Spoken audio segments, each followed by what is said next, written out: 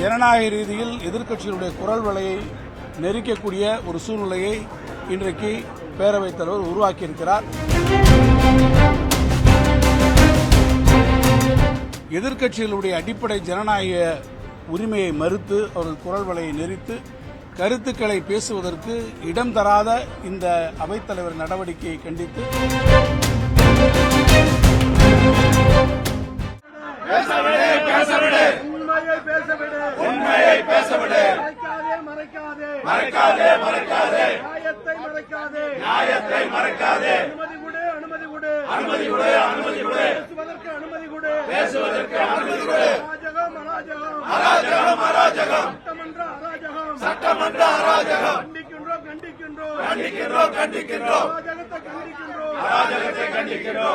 சட்டமன்றத்தில் இன்றைக்கு தமிழ்நாட்டிற்கும் சென்னையினுடைய சுற்று வட்டாரத்தில் இருக்கக்கூடிய தொழில் வளர்ச்சிக்கும் அடிப்படையாக எதிர்கால ஆதாரமாக விளங்கக்கூடிய பரந்தூர் விமான நிலைய திட்டம் குறித்து விவாதிப்பதற்காக திராவிட முன்னேற்றக் கழகத்தினுடைய சார்பில் விதி எண் 55 கீழ் கவன ஈர்ப்பு தீர்மானம் ஒன்றை நாங்கள் ஏற்கனவே நம்முடைய பேரவைத் தலைவரிடத்திலே திராவிட முன்னேற்றக் கழகத்தின் சார்பில் கொடுத்திருந்தோம்.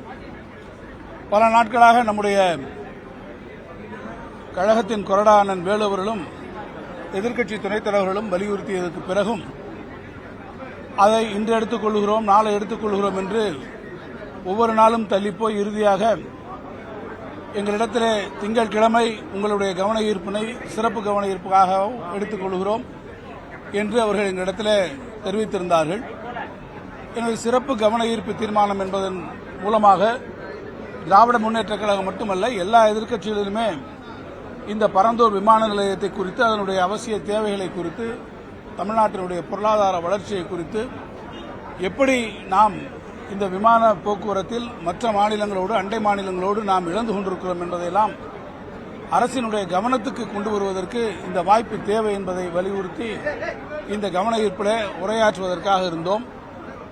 ஆனால் அவை கூடியவுடன் நம்முடைய மாண்புமிகு முதலமைச்சர் அவர்கள் 110 விதியின் கீழ் பரந்தூர் விமான நிலையம் குறித்த ஒரு அறிவிப்பினை அவர்கள் வெளியிட்டு அதற்கு மேலே விதியின்படி அதில் பேசுவதற்கு ஏதுமில்லை என்று எதிர்க்கட்சிகளுடைய குரலை கவன ஈர்ப்பு தீர்மானத்தின் மூலமாக இந்த மிக முக்கியமான பிரச்சனையில் இருக்கக்கூடிய நியாயங்களை நாம் எதிர்கொள்ளக்கூடிய சவால்களை நாம் எதிர்கொள்ளக்கூடிய பொருளாதார தேக்க நிலையை இந்த விமான நிலையம் வரவில்லை என்றால் எத்தகைய சூழ்நிலையில் உருவாகும் என்பதை எதிர்க்கட்சிகள் சொல்வதற்கான வாய்ப்பினை முற்றிலுமாக மறுதளித்து நிராகரித்து அந்த வாய்ப்பை கொடுக்க முடியாத அளவில் அவர்கள் திட்டமிட்டே விதி எண் 110 ஒரு அறிக்கையினை படித்து அதற்கு மேலே விவாதம் இல்லை என்று சபாநாயகர் இன்றைக்கு தெரிவித்து ஜனநாயக ரீதியில் எதிர்க்கட்சிகளுடைய குரல் வலையை நெரிக்கக்கூடிய ஒரு சூழ்நிலையை இன்றைக்கு பேரவைத் தலைவர் உருவாக்கியிருக்கிறார்.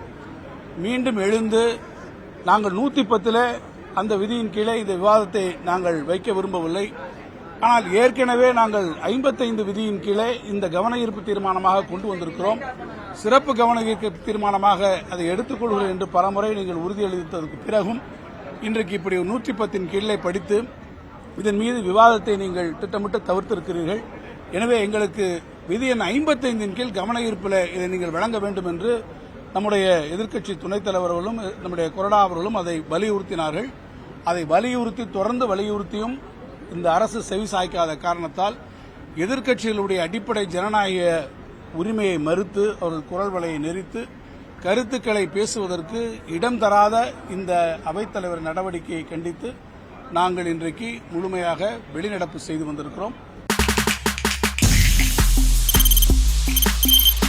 தவிர்க்க முடியாத தம்ப்நெயில்ஸ், கலக்கலான கண்டென்ட்ஸ், சினிமாவும் சீரியஸ் பிரச்சனைகளும், பல வருடங்கள் இடைவெளிக்கு பிறகு இந்த படத்துல ஒரு கலகலப்பும் கைகலப்பும்,